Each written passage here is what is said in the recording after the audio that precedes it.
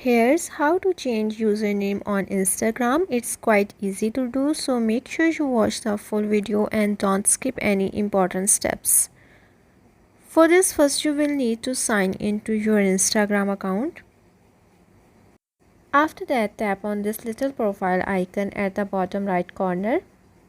Then tap on the three horizontal lines at the top. Now you have to click on the settings and privacy option.